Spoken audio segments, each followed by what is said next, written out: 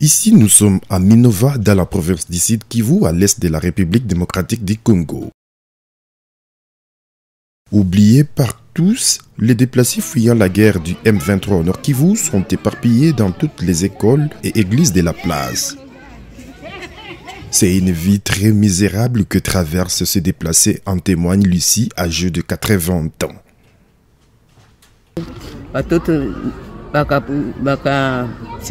Nikuyaga na batoto bale batoto bakaenda yabo ngambo na mimi yangu ngambo. Tunalalaga chini kulongo. Basi tutasema kama tuombe nini tukapata ile msaada ya kutupatia kenye tutakula na kenye tutatandika. Venus de Goma, des jeunes philanthropes qui se font appeler Wasafiri sont venus à la rescousse de cette population en souffrance avec notamment du vivre et non-vivre pour redonner du sourire à ces femmes, enfants et vieux en désespoir de la paix longtemps entendue. Anasaidia huyo anapata 10 bila analeta, anapata 10 dollars analeta. Njoo tukasema watu mingi bako naogopa Minova, Messi tutapafika. Na kupafika kama ni mchele, muipate na muipokee vile. Amen. Kama ni kasashe kapata hapa kachumvi, ile tu furaha yenu na sisi tutajisikia mzuri. Les bénéficiaires de cette assistance ne cachent pas leur joie et en témoignent au microphone de la journaliste Noëlla Nabouké. La frai, bamenipata vyakula vyangu ndalala nashiba. Mungu abasaidia sana.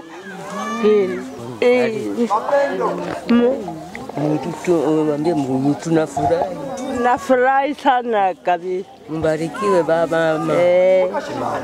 Nafurahi wakunitolea kutoka Goma, wakunitolea msaada. Ninashukuru kwa hili. Mimi nafurahi sana. Juu nilikuwa mateso ya njala, leo mitalalia. Mcheli chumvi na marengo. Yangu asante sana. Mungu awabariki, mtuweke hivi. Leo ndalalia. Na Mungu ashukuriwe sana, mkona tuona vile.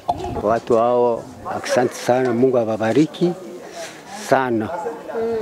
Na nini ambayo wamekupatia siku ya leo? Wamepatia kachase, mko chumvi na imaragi na mchele. Ndafanya siku mbili. Ndanda Kabingu Bazou, chef du village de Minova, étant présent pendant le déroulement des activités, a remercié beaucoup cette initiative des jeunes parce que selon lui, c'est la première fois depuis le début des hostilités de voir une initiative des jeunes aussi courageux qui se sont bien organisés et sont arrivés jusqu'au bout en partageant le paix qu'ils ont avec les déplacés de Minova. Il demande cependant à ces groupes de jeunes d'aller encore demander de l'aide pour les déplacés de son village et même d'autres car les besoins restent énormes. Kama mnaona tunapatikana hapa ni kwa sababu tunapata wandugu wa jirani wa Kristo walijiunga kunivo yao ya Goma, wamepata kamsaada kadogo. Wanatafuta gizi ya kubaona bahari ilishakuwa hatari na bagoma abazoe bahari, alafu njoo wamepata kadogo gizi utakapokea ukapate vile. Na ukapenda ukaache. Nitalomba kwa hawa wandugu tu waende tena watufanyizie plaidoyer make kutufanyizia nguvu tena. Hata na kesho yake kale kadogo mtasema asante, na wale wandugu wengine kuna mara nao tena wanaweza kutusaidia. Unasikia? Mlikuwa mnaiwa hii. Nyie peke njoo bakimbizi. Si ni mingi sana. Mwenye alipata bahati ya kupata haka. Asiende kwa naimba sio tulipokea.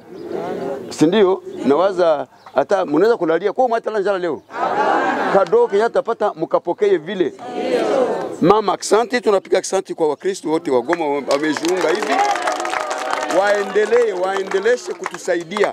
Kama inawezekana hapa Minova tunateseka sana kupitia wakimbizi, lakini kwa mtu wa moyo mwema kama anapatikana Goma akiwa Mungu anamsaidia, mtusaidie tena muone kama kesho tena au kesho yake mnaweza kutusaidia kurudia kwa kuangalia wa watu.